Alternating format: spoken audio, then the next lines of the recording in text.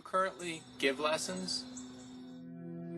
Well, at the moment, no, I don't currently give lessons. I did give lessons, though, certainly in the past, at local music stores. Usually I would spend anywhere from a day to maybe 2 or 3 days a week giving lessons. And I had some pretty good students, dedicated students, and I hope that I passed on, a lot of the information that helped me further on. I think that many of my students were learning, certainly, as I was, and so it may take them years to develop. But if they stick with it, I think that's a real possibility. I enjoyed it. My name is Eric. We let Denis teach here one day a week. Of course, we had to keep him in the basement because nobody could stand and listen to the music that he was playing. It was so loud that we had to get earplugs just to work here. But the music stopped the day Denis left. We've all been able to hear it. On occasion, I would tell Denis to stop practicing because he practiced on his free time in the studio. But you could hear him throughout the store. When I ate my lunch in the back room, and he was very loud. It's hard to eat. You've heard the same thing over and over. But that helps your playing, so go for it. I'm going to take you back to where Denis made all of his noise. This hole in the wall room. Fortunately, when we closed the door, we could still hear him. It was just terrible.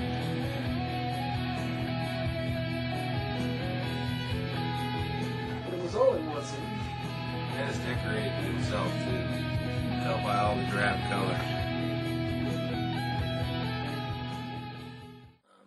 I think my first teaching gig, if you like, was really, I wasn't really paid for it. In exchange, though, they had a studio in the basement, and so I was allowed to be called on for studio sessions, usually people's demos and things like that. And I remember the very first demo session that I had, and I was just so thrilled to be a part of it, to be in the studio, to be around the equipment, and to actually participate and contribute to the music. And at the time, I was a real fast guitar solo-wise, technique-wise, and I remember I was to do a solo for this demo, and they said, well, you have to build the solo, but I didn't understand what they meant at all. When I look back on it now, I think it wasn't all that musical, I guess.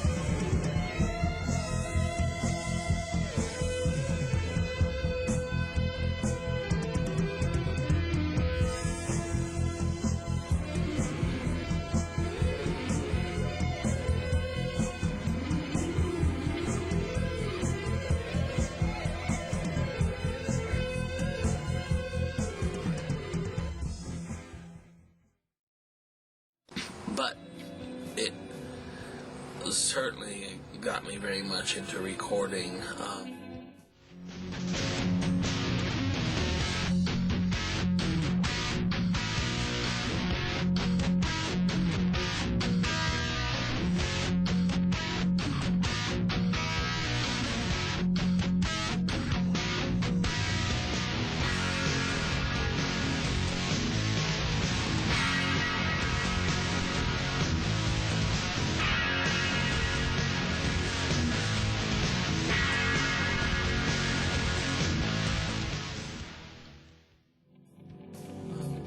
Lessons were valuable. The other thing is, I also learned a great deal from teaching. And this continues to this day. I basically write a column, which is really a lesson, a guitar lesson, but it's a monthly column for Musicians Hotline magazine, and they have it online and as well as an actual physical magazine. And I've been doing that for about 5 years or so, and it's pretty nice because the lessons, you have to do one every month, and by the time it's done, you have to get another one ready. So I'm really learning as quickly as I'm writing it, and that has really helped me to continue learning, really, to learning the different scales and chords and ideas, and pass it on to other players as well.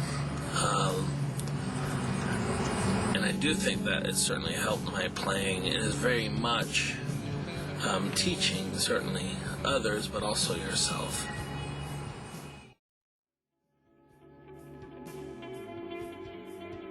What was your first audio production gig?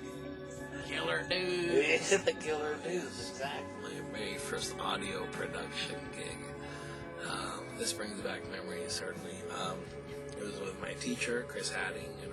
He was really my guitar mentor, if you like, in a lot of ways. And basically he had a band, the Killer Dudes. Killer Dudes. The Killer Dudes, exactly. Right. And they were recording, a real recording session, and they were going to put out a tape, a cassette tape, which they did. And it would be my first credit, And like I said, I just always loved being around studio. Chris was nice enough to invite me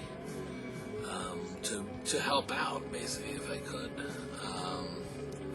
Which really was, okay, press this button when I say, go, or something like that. And so I would press the button and be all excited about it. But I did end up on the cassette with the little credit there. So that was my first production. Definitely the Killer Dudes.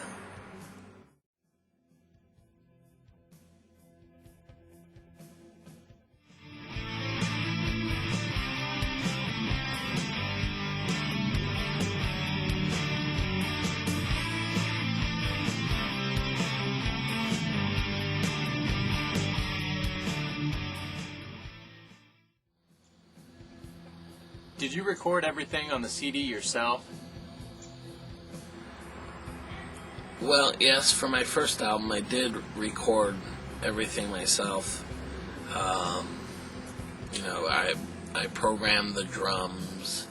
I didn't play drums, and really didn't have the time to learn to play and those kinds of things. So I just used drum machines, and I really like the sound of drum machines, sometimes a lot more than drummers. So I did all that, and then I played bass guitar and all the guitars and so on, and I had gotten a digital recorder.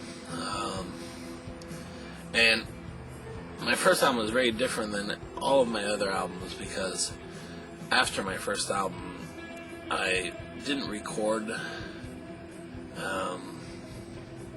conventionally anymore. My first album is the only album that I recorded conventionally. In other words, I would play one track, usually drums and bass. So I would play bass to a drum machine, and that would be the basis of the track. Then on another track, I would add one guitar. Then on another track, another guitar, and mix it together and those kinds of things. Whereas on later albums, it's all done live, and I basically just hit play, record, and boom. It just goes on to 4 tracks in stereo, basically. But yeah, that first album is when I had recorded everything myself. Did you have a CD release party for the first CD? I'm not going to talk about CD release parties. This interview's over. That's it. Does it look like a party here? This interview's over. No, I didn't have a CD release party for my first album. You have to understand, it was really 2 years from the time it was recorded to the time it was released. In actuality, that. So in that space of time, I guess I could have had a CD release party. The whole concept of a CD release party, in a way, is very ridiculous. ridiculous. Just means that you've recorded an album, at least to me, and they're basically announcing it. I did, however, have CD release parties for other albums.